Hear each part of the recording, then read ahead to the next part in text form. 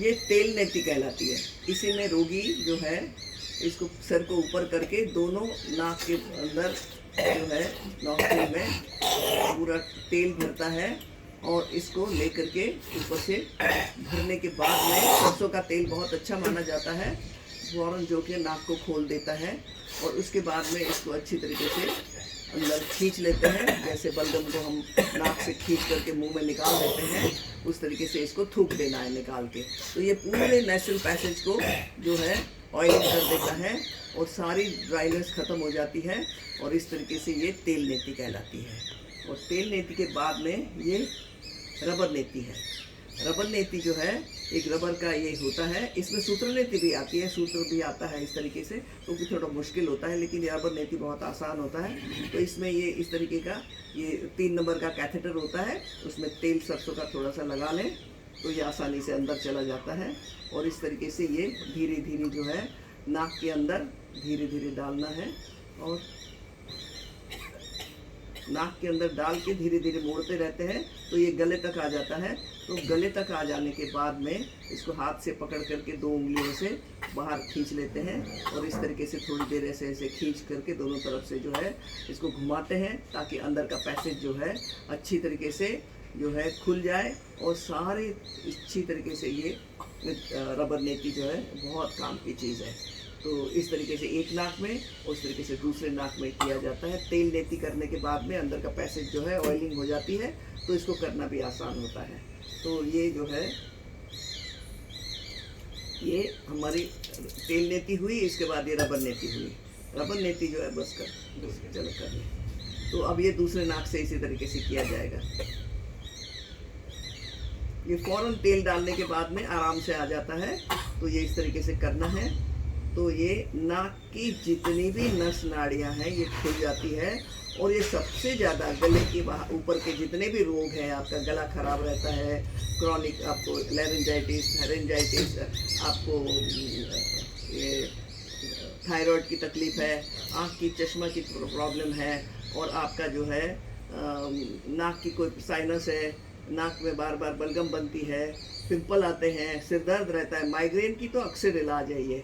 और इस तरीके से टॉन्सिलाइटिस हो, कान की कोई तकलीफ हो, बाल झड़ रहे हो, सर के गले के ऊपर के समस्त प्रकार के रोगों के ये काम की चीज़ है। तो इस तरीके से हमने तेल नेति किया, रबर नेति किया और उसके बाद ये जल नेति है। जल नेति में गर्म पानी लेके उसमें जितना नमकीन खाली हो जाए, दाल में जितना नमक डालते हैं उतना नमक डाल दिया जाता है। इस तरीके से सर को घुमा करके दूसरी नाक से जो है, दोनों नाक के बीच में एक छेद होता है, उसे ऐसे डालने करके उस छेद से दूसरी नाक से आराम से पानी आ जाता है। लेकिन पानी गर्म होना ज़रूरी है और नमकीन होना ज़रूरी है और नमक भी ज़्यादा नहीं, गर्म भी ज़्यादा नहीं, जितना आपका आराम से हो जाए ये करना चाहिए। आपको माइग्रेन में अगर रोज़ किया जाए तो ये ज़बरदस्त फ़ायदा हो जाता है। मैं अटल बिहारी वाजपेयी जी की 22 साल डॉक्टर रही हूँ। उनको माइग्रेन की तकलीफ़ रहती थी, उन्होंने बताया कि कभी नहीं ठीक हुआ, बड़ा दवा इलाज किया, लेकिन बेंगलोर में जा कर के उनको रबर नेति, जल नेति सब किया गया। उसके बाद से वो हमेशा के लिए माइग्रेन से मुक्त हो गए। तो ये हमारे नेसल पैसेज को खोलना है, यही खिड़की है जिसके थ्रू हम सांस लेते हैं। और ये सांस की क्रिया जो है ठीक से ना हो, हमारी नस नाड़ियाँ खुली ना हो तो सिर में दर्द होता रहता है। तो ये चश्मा के लिए, सिर दर्द के लिए, बाल गिरने के लिए, आपके पिंपल्स के लिए, कान के रोगों के लिए, गले के रोगों के लिए, दांत के रोगों के लिए, सभी प्रकार के गले के ऊपर से रोग जितने भी हैं उसमें ये नेति करी जाती है। बहुत ज़बरदस्त इसमें लाभ होता है, तुरंत लाभ हो जाता है। तो ये गले के ऊपर के जितने भी आपके नस नाड़ियाँ हैं, अवयव है, उनको खोल देता है और अच्छी तरीके से सर्कुलेशन ठीक हो जाने लगता है। और इसके बाद प्राणायाम किया जाए तो आपके अंदर के सारे आपके जितने नाड़ी शोधन प्राणायाम ये वगैरह प्राणायाम होते हैं, ये किया जाए तो सभी रोग जो है उससे मुक्ति मिल जाती है।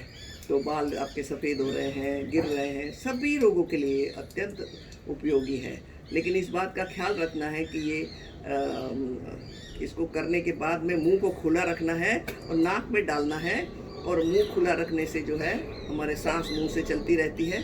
और उसके बाद बहुत ज़रूरी है कि अगर नाक में कहीं भी ज़रा भी पानी चला जाए तो इसको अच्छी तरीके से निकालना ज़रूरी है, नहीं तो सिर में दर्द बढ़ जाता है।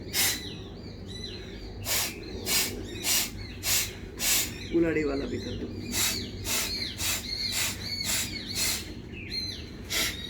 इस तरीके से पानी अगर जो रह गया है उसको अच्छी तरीके से निकाला जाता है। और इसके बाद में इसको इस तरीके से अगर ज़रा भी पानी रह जाए, सिर में चला जाए तो दर्द होता है। इसी तरीके से झटके से निकाल दें, जब तक पानी निकले करते रहना है। तो ये पानी संपूर्ण रूप से निकल जाएगा और आपको इतना अच्छा लगेगा, इसको करने के बाद लगेगा पहली बार आपकी नाक खुल रही है और आप सांस ले पा रहे हैं। तो अत्यंत लाभकारी है, ये योग की क्रिया है। ये आयुर्वेद में भी इसको पंचकर्म में माना जाता है और आपके जो है इसमें भी आयुर्वेद में भी है, योग में भी है और प्राकृतिक चिकित्सा में तो शोधन जो है बहुत ही इम्पॉर्टेंट क्रिया है और ये करना बहुत ही ज़रूरी है। समस्त प्रकार के आपके अंदर के जो टॉक्सिन्स हैं, गंदगी है, गार्बेज है, सारे जो है इसको साफ कर देता है।